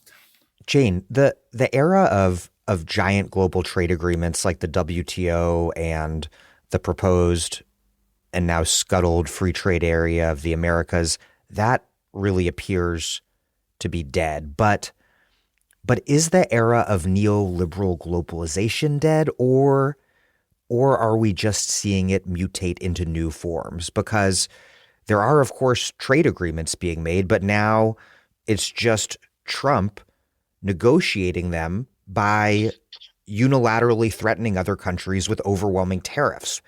And then intellectually or ideologically, instead of this liberal idea of free trade, we have this hard-edged nationalist, really mercantilist logic of geoeconomics, whereby trade, military power, national security have all become one and the same.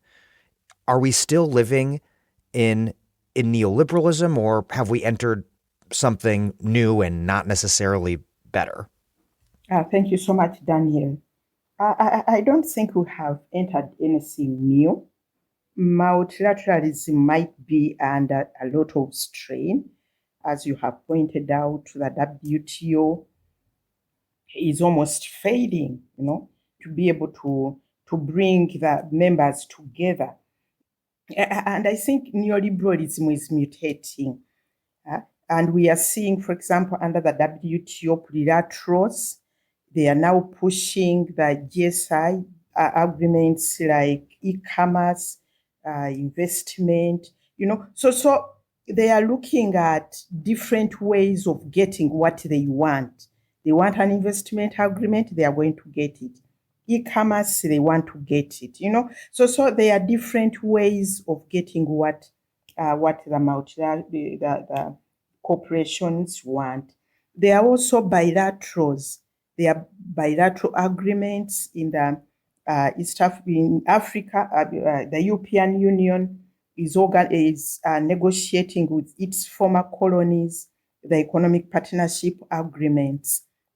Again, they want to extract what they failed to extract in the WTO under all those failed rounds. They want to get it from the economic partnership agreements. So when it comes to neoliberalism being dead, it isn't. It's just mutating, and we just need to have our eyes and ears open because there are different frontiers. The battles are on, but we need to see and to be aware of those frontiers.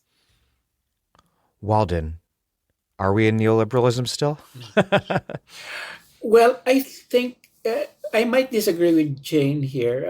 I think we're definitely in a new era of geoeconomic competition, whereby corporations and the state are very much mixed together in terms of global geopolitical competition.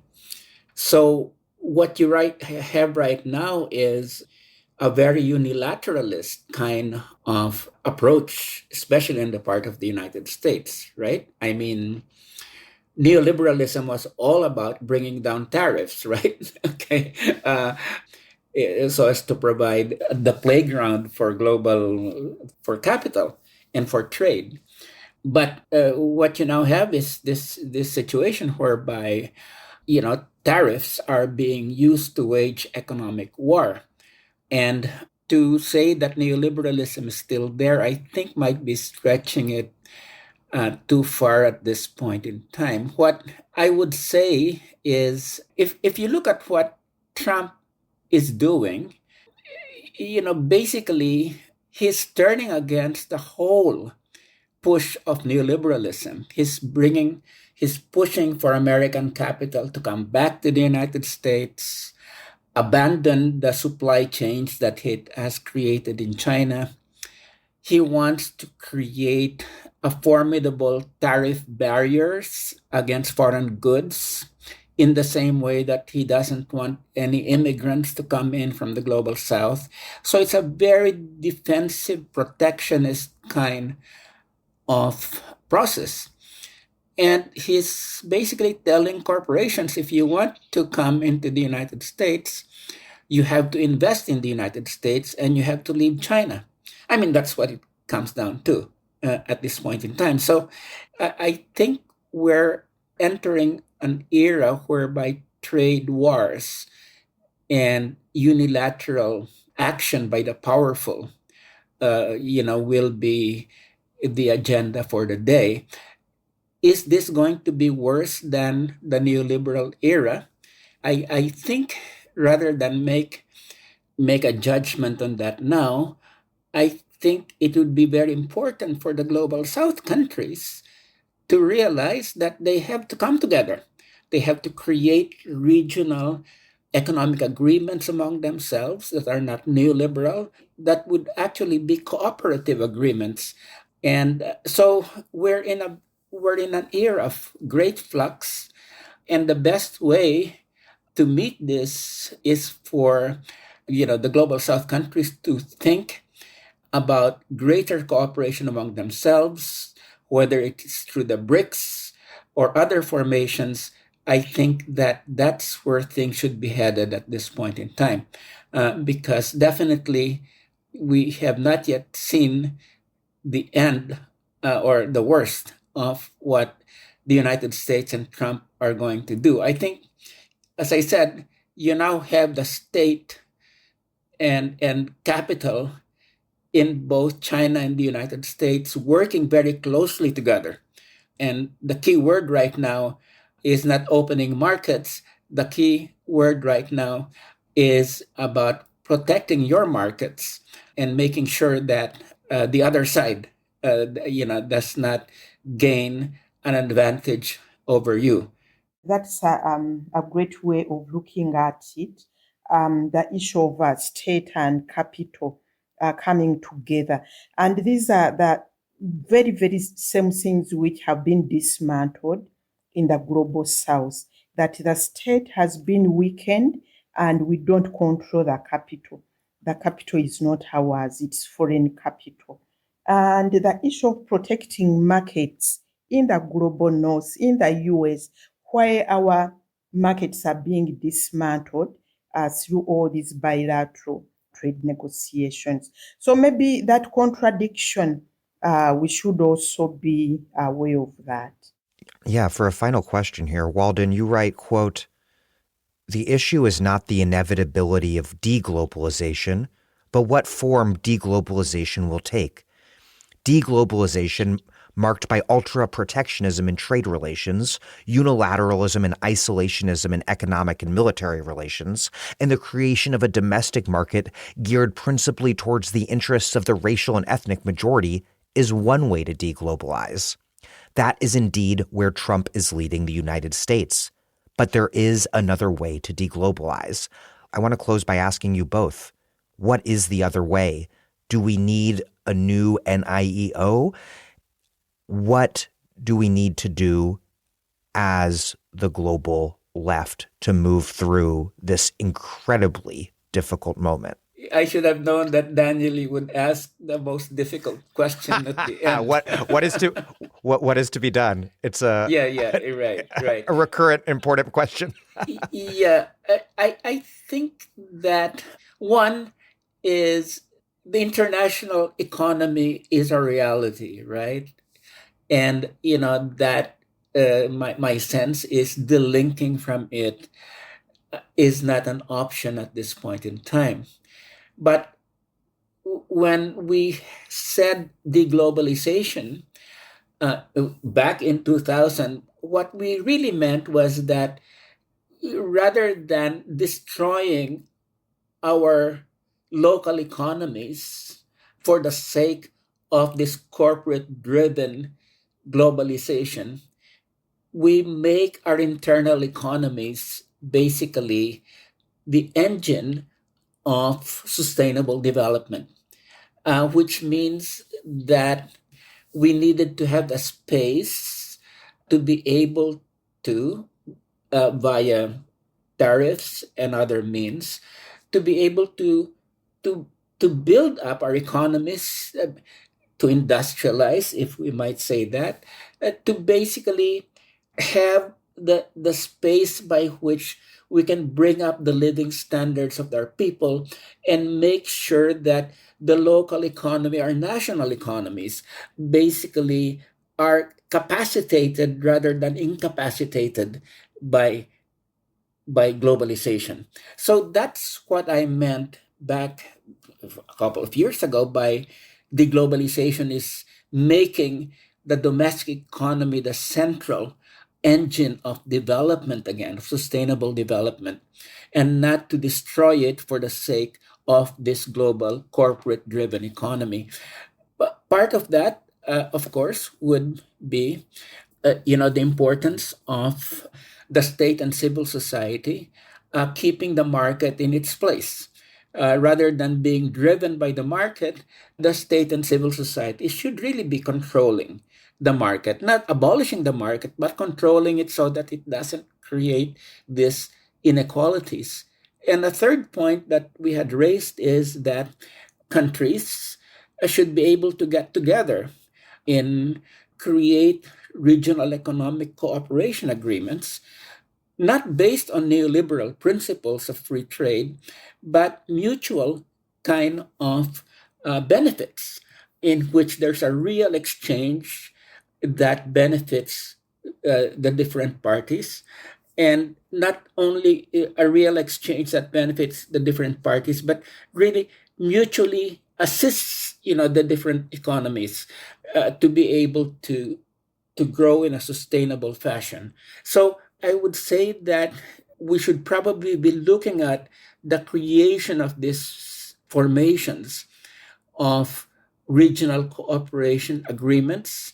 And not only regional, but countries could, in fact, be quite flexible in the way that they can relate to each other. Basically, before the WTO became sort of the mechanism that would regulate global trade, we did have the general agreements on tariffs and trade, which left development space for countries in the global south. It was quite flexible, and that whole flexibility was lost when the WTO was imposed by the global north, by the United States and the EU, as the framework for global trade. So I would just like to end with this, that what we need to look at is not exactly something that we did not have before, because there are many elements of the general agreements on tariffs and trade, including the principles of special and differential treatment, and elements of flexibility that did not rob the developing countries of policy space. We need to look at those again in terms of looking at where we're going. And the key thing is, of course, is to make sure always that we put cooperation on the forefront, because that's what we need now.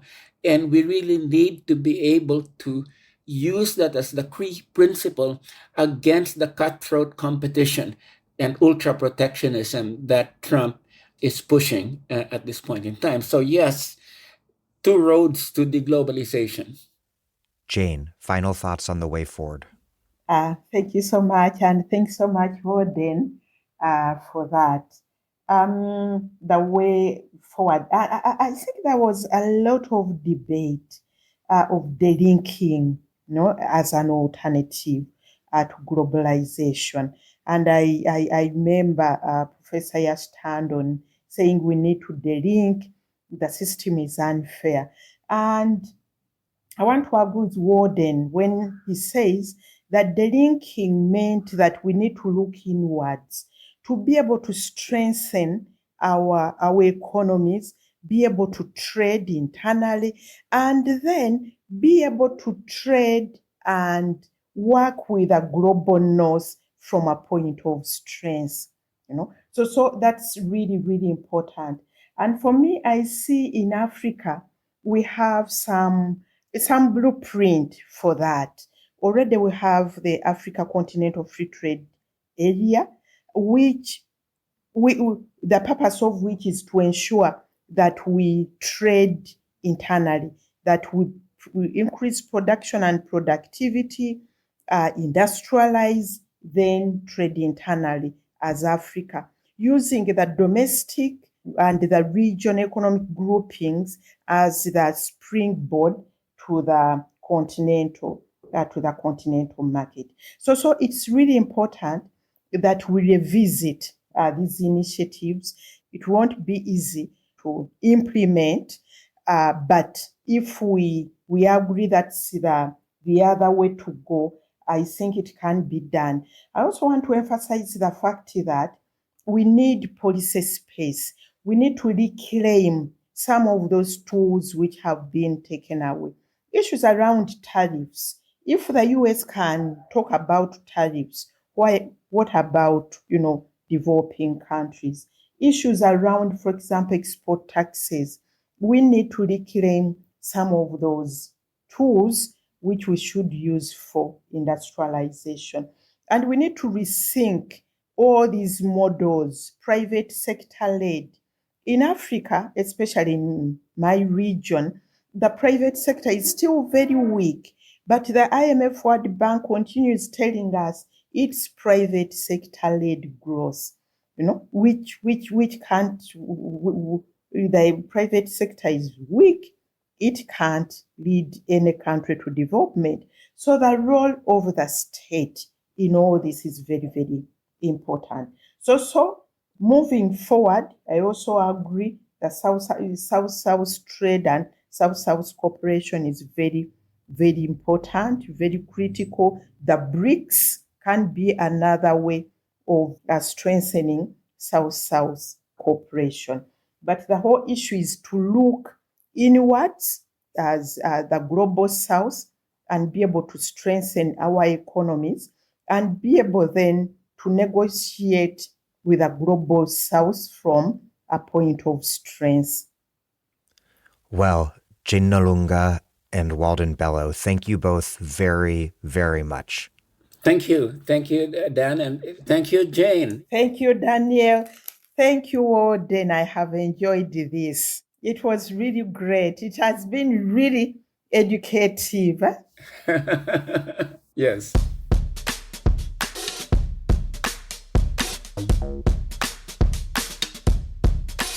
That was Walden Bello and Jane Nalunga.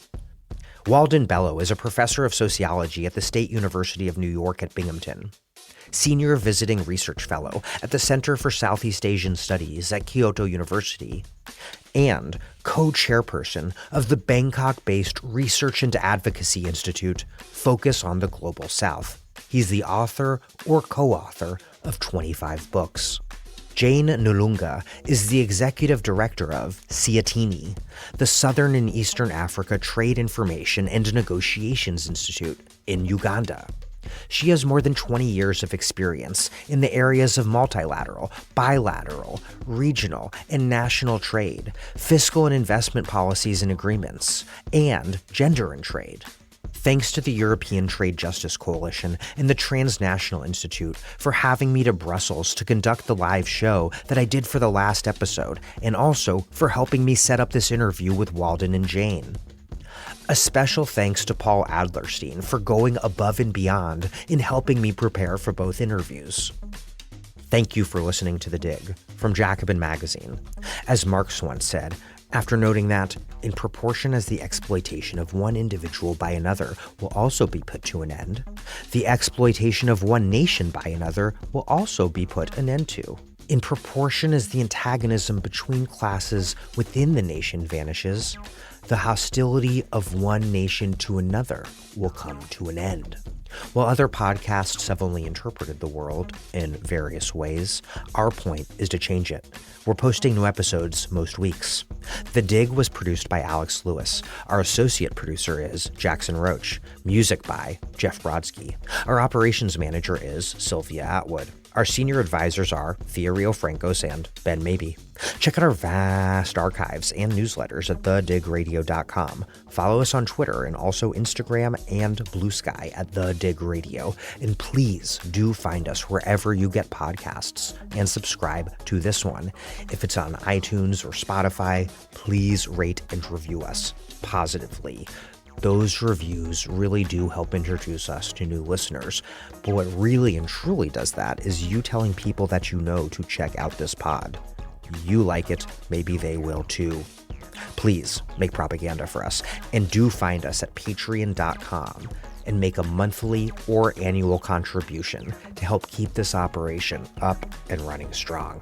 Even a few bucks is huge.